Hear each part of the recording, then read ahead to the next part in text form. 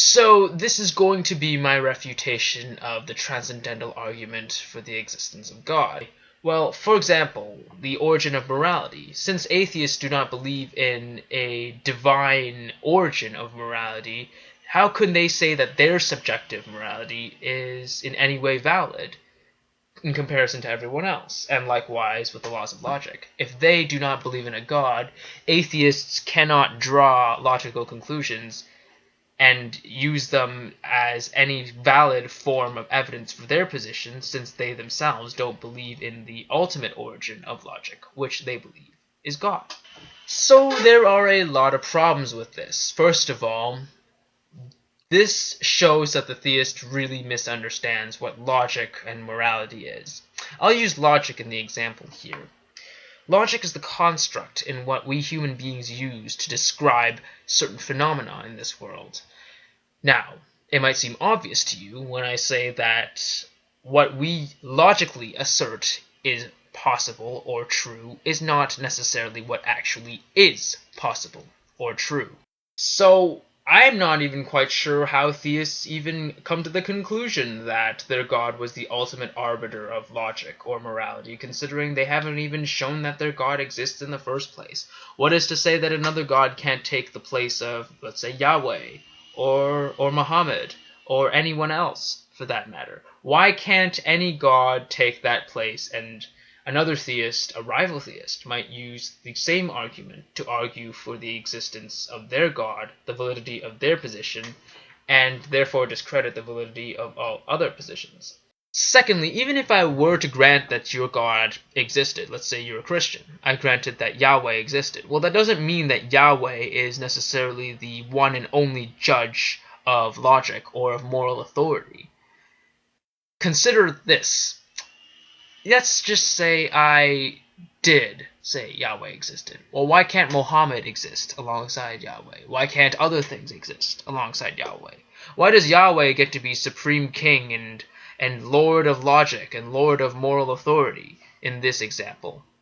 Finally, even if I were to assert that your God was real and that your God is the God of the Bible, then if I were to say that he is the ultimate judge of logic, well, then what does that mean?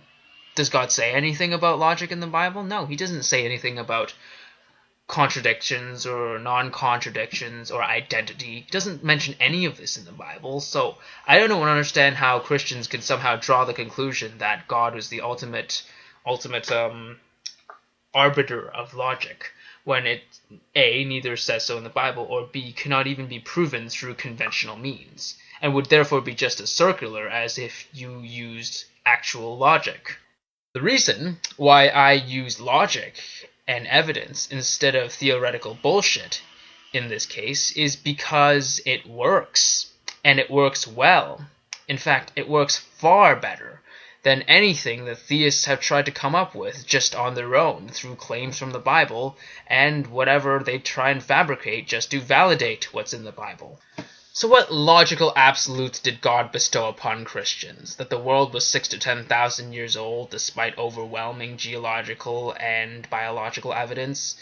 That somehow the flood happened when there has been no geological evidence to suggest that a global flood happened? Did God somehow give his followers the logic that they should kill a bunch of people and that would be considered morally correct because it was an order from God, when the same order from any human being would be considered morally wrong? So whatever logic or morality God has bestowed upon the Christian worldview doesn't seem to be all that it's cracked up to be. Overall, I think Christians place too much stock on logic and morality being complete and absolute, like black and white, when it really isn't. There are so many shades of gray which Christian worldviews and other religious worldviews in general don't seem to like to account for. And that's not the world. That's not reality as we know it. We know there are lots of shades of gray that cannot be answered with questions like what is right and what is wrong. It cannot be answered from basing your answers on a theological basis, like what it says in the Bible. Well, it says lots of things in the Bible. It says that murder is wrong, but it says that killing non-believers is also morally correct.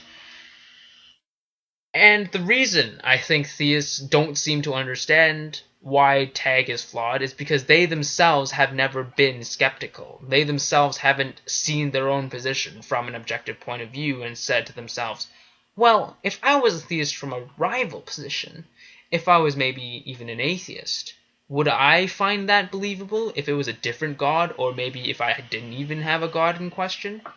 Thank you for watching, and may the truth always be heard.